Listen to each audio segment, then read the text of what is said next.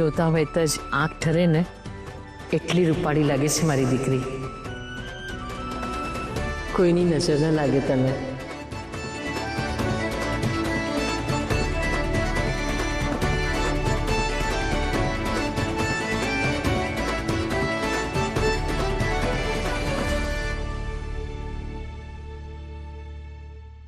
બની જા કંકુ, અત્યારે તો તું મમ્મીની ફેવરિટ વહુ બની જા.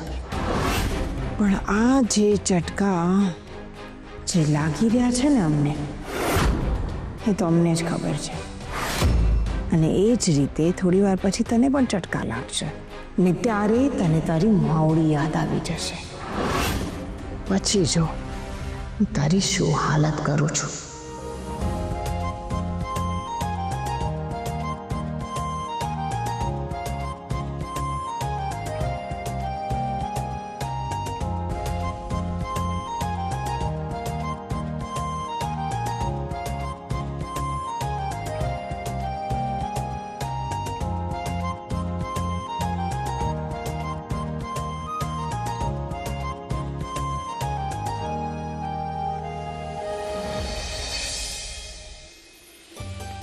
આવો આવો વાસંદીબેન, કેમ છો? કેમ છો?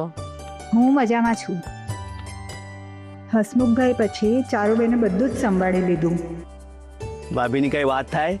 મોટાભાઈ જ્યારે હયાત હતા ને ત્યારે પણ એમની દરેક ઈચ્છા પૂરી કરતા, ને અત્યારે એમની ગેરહાજરીમાં પણ એમની એક પણ ઈચ્છા ભૂલ્યા નથી. ભાગ્યશાળી હોય એને જ આવું જીવનસાથી મળે. અને ભાગ્યશાળી હોય ને એને જ આવા ભાભી પણ મળે. હો,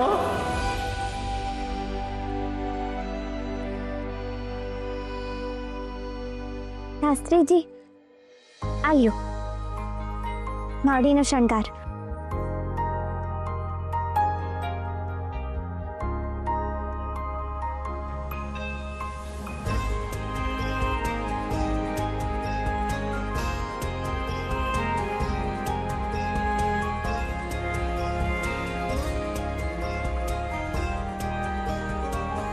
બોલો શ્રી અંબે માતની જય.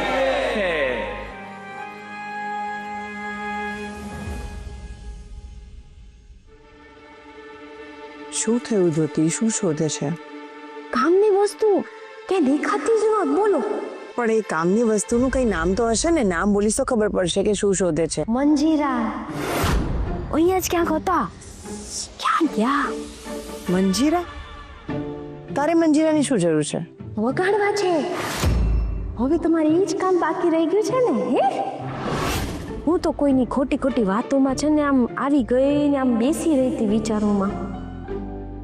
આમ થશે ને તેમ થશે ને બધી મોટી મોટી વાતો ખાલી સાંભળી, પણ એવું કઈ દેખાતું ના થઈ. બસ હા જ્યોતિ, બસ. મારી સાસુ બનીને મને મેણા મારવાની જરૂર નથી. હજી સુધી કંકુએ આરતી લીધી માથે? હા, એ નહીં, પણ તમે જો વિચાર્યું છે એવું ન થયું તો? થશે જ્યોતિ, બધું થશે. અને કંકુને મીણ દજાડશે. ને આરતી એનું શું? એ પડશે ને? પડશે. અને કંકુ મમ્મીની નજરમાંથી પણ પડશે. રાજી? ઓરે રાજની red, green, pink, blue, yellow બધું. મુહૂર્ત થઈ ગયું છે. માવડીની પરવાનગી લઈને આરતી માથે લેવાની છે. એની પહેલા આરતી કરવાની છે. માતાજીને આરતી કરી લઈએ. હા.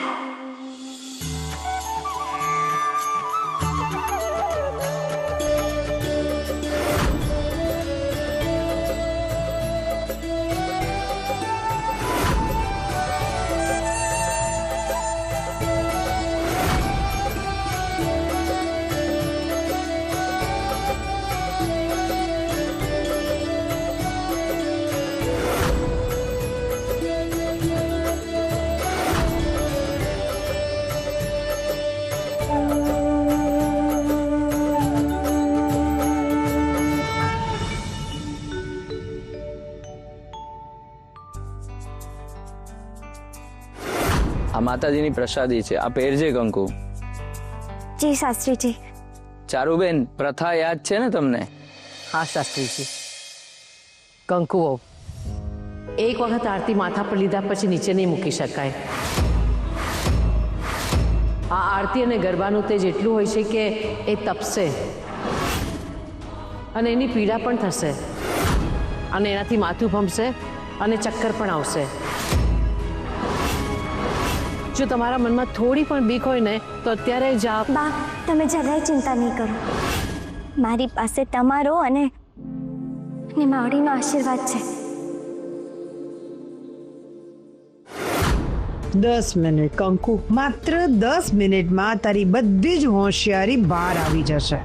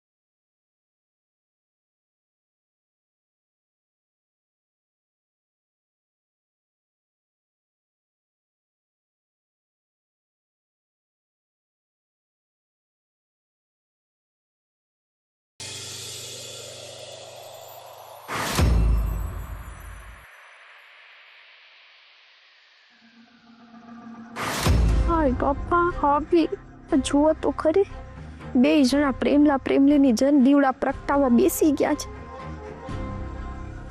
આ બે જણા દીવડા પ્રગટાવે છે ને અહીંયા મારો જીવ ભડકે બળે છે. હવે તો આ લોકોની જિંદગીમાં ભડકા બળવાના છે. સાચે ભાભી, એવું થવું જોઈએ. તો તમારા મોઢામાં આખું ગોળનું ગાડું. બસ તમે કયો એ થઈ જાય. કંકુ, ચાલો હવે આરતી માથે લ્યો. શાસ્ત્રીજી, 1 મિનિટ. હાય બાપા, ભાભી આ 56 પગીને ખબર પડી ગઈ લાગે છે. હવે આ આરતી ઉપાડવાની ના પાડી દેશે.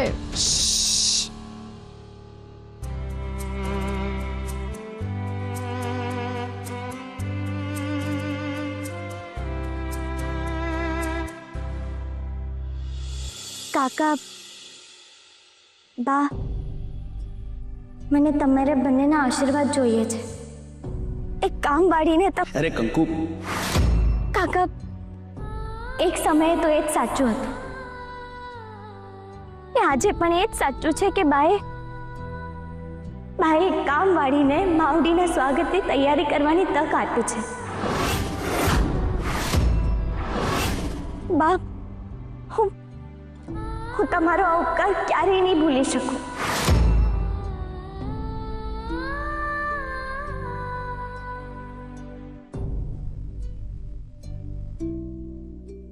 તમે બે મારાથી બધી રીતે મોટા છો. આજે હું માવડીને માથે લઉં છું તો એમાં મને તમારા બંનેનો આશીર્વાદ જોઈએ છે.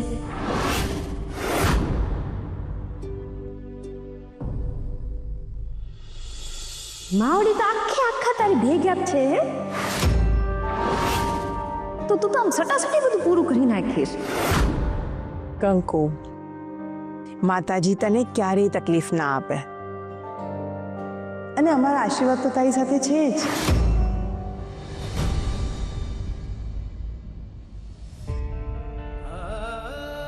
ધાનુષે, એમ તો પતિ પરમેશ્વર કહેવાય. મને નથી ખબર કે આ વાત કેટલી સાચી છે ને કેટલી ખોટી, પણ જ્યારથી તમે મારા જીવનમાં આવ્યા છો ને ત્યારથી તમે જ મારી માટે પરમેશ્વર છો. દર વખતે તમે મારી સાથે ઊભા રહ્યા છો.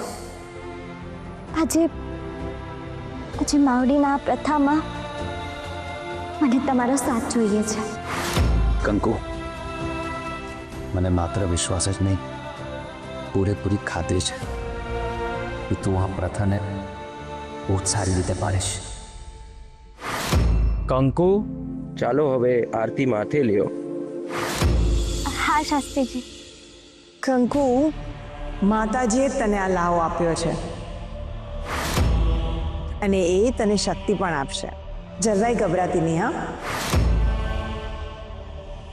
હા, કોઈ પણ થાય આમ તારે ડરવાનું નહીં અને ડગવાનું નહીં. હો જ્યોતિ વહુ, મેરુ ડગે પણ કંકુ વહુ ન ડગે.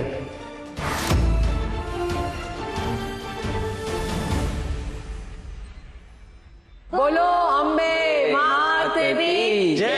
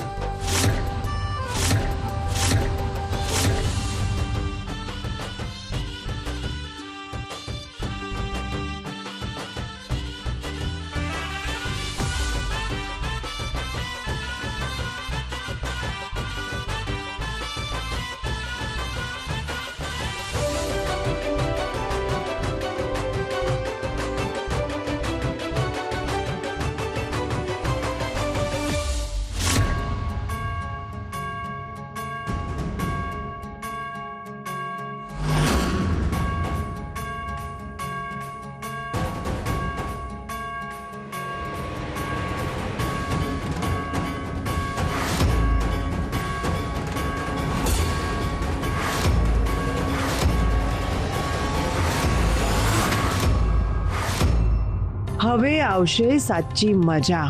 બસ થોડી વાર કંકુ.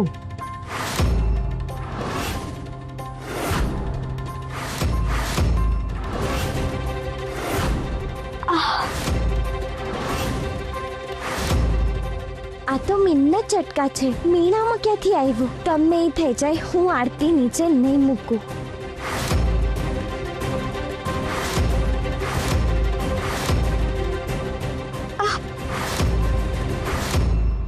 કંકુને શું થાય છે ને આ એના હાથ પર શું પડે છે? એને પેઇન થતું હોય એવું લાગે છે.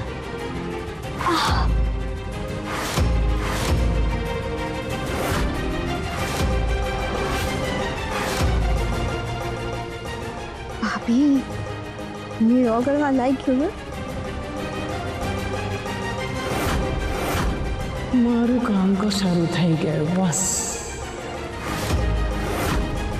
પણ ઊભી કેમ નથી રહેતી? કામ તો મેં એકદમ પરફેક્ટ કર્યું છે. કંકુ છે કે અટકતી નથી. અરે ભાભી એ આની જાલી ચામડીની છે પણ ધીરે ધીરે અસર થશે. જોજો તમે.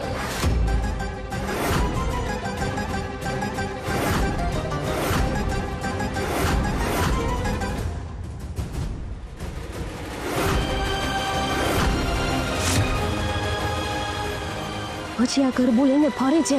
આ શું કરવાનું? જ્યોતિ, ચિંતા નહીં કર, મારી પાસે બીજો રસ્તો છે. હમ.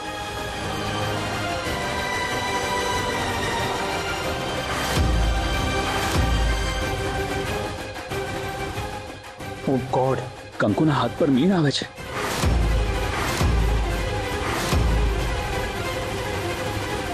કંકુ, આ આરતીમાંથી મીણ કેવી રીતે પડે છે? કાંઈ ખબર નથી પડતી નાનો શેઠ. તને દાદ છે કંકુ? તું આમ નાનો શેઠ, તમે ચિંતા નહીં કરો. મને કાંઈ નથી થતું. અરે શું કઈ નથી થતું કંકુ? તને ભાન પડશે આનાથી તારી ચામડી બળી જશે. તું આ આરતી અત્યારે જ મૂકી દે. નાનો શેઠ, આ તો માવડીના આશીર્વાદ છે. જો હું આ મૂકી દઈશ ને તો મારું અને આપણા ઘરનું નામ વાંચે. આ સહન કરવું બહુ અઘરું છે કંકુ. વાત સમજ મારી. નાના શેઠ, હું બસ એમ જ માની લઈશ કે આજે ને માવડીના ઘર સુધીનો રસ્તો છે અને એમની પાસે પહોંચવા માટે થોડીક તો હેરાનગતિ સહન કરવી પડે ને. તો બસ મને ચાલશે. અને નાના શેઠ, બાવડી તો મારા ભેગા જ છે. તમે છે ને બધી ચિંતા કરી. બાવડી મારા ભેગા જ છે.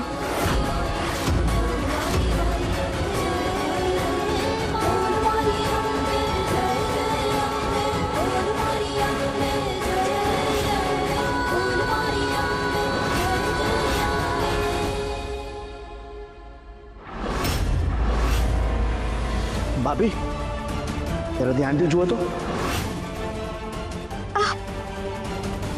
આ કંકુ પર શું ટપકી રહ્યું છે?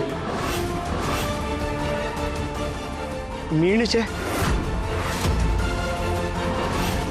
પણ ભૂપેન્દ્રભાઈ આ કર્યું કોણે હશે? અરે કોણે કર્યું એ બધું પછી વિચારશું ભાભી. અત્યારે સૌથી પહેલા એને રોકો. એને દજાતું હશે. ભૂપેન્દ્રભાઈ કંકુ વહુ નહીં માને. આ કંકુ વહુની શ્રદ્ધા અને આસ્થાનો વિષય છે અને કંકુ વહુએ સાબિત કરી દીધું છે જ્યારે ભક્તિ અને શક્તિ હોય છે ને ત્યારે કોઈ વાત એને તોડી નથી શકતી. જ્યારે માણસનો વિશ્વાસ દ્રઢ હોય ને ત્યારે કેટલી પણ તકલીફો આવે એને તોડી નથી શકતી. આ જો કંકુ વહુ માતાજી સાથે તાલ મિલાવતી અડીખમ છે.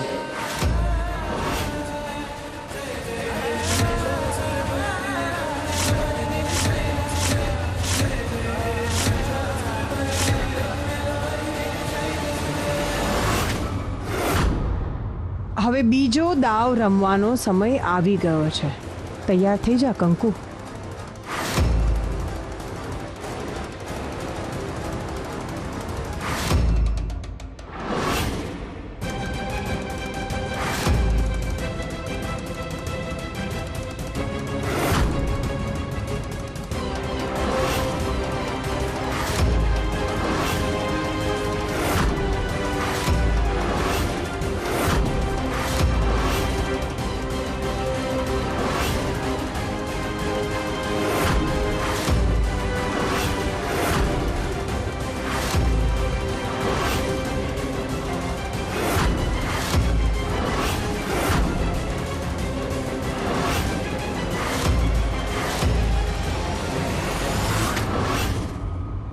બોલો અંબે માતની જય.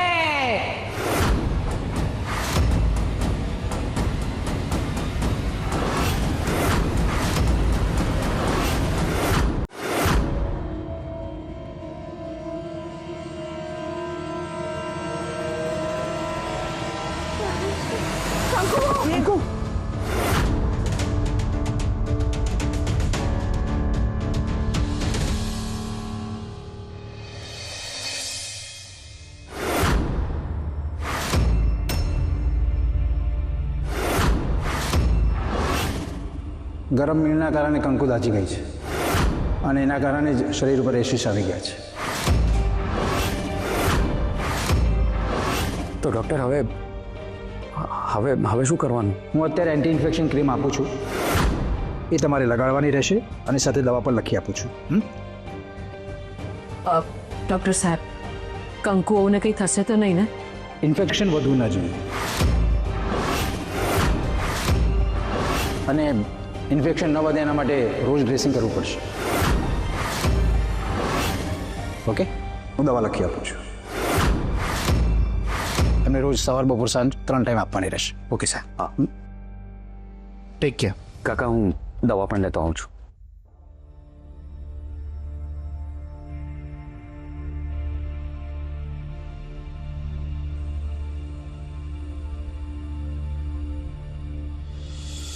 બાપ આ શું કરો છો તમે?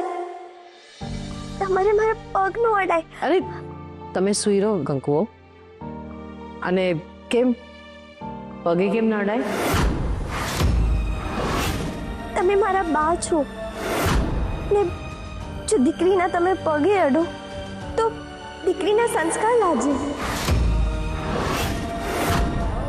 આટલો દુખાવો થાય છે છતાં પણ તમે તમારા સંસ્કાર નથી ભૂલતા. બાપ કારણ કે આ સંસ્કાર મને મારા બા અને મારા બાપુજીએ દીધા છે.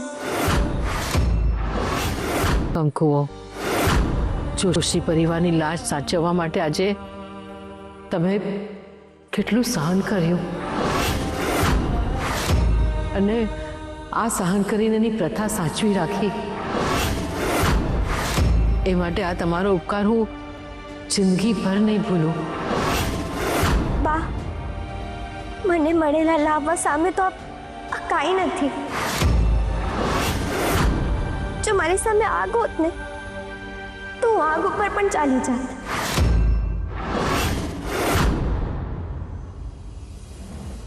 તમન્ના વહુ, જ્યોતિ વહુ, 1 મિનિટ. ગરબામાં મીણના દીવા કોણે મૂક્યા હતા? જ્યોતિ વહુ, હું તમને પૂછું છું. મેં મમ્મી મને નથી ખબર. આ ભાભી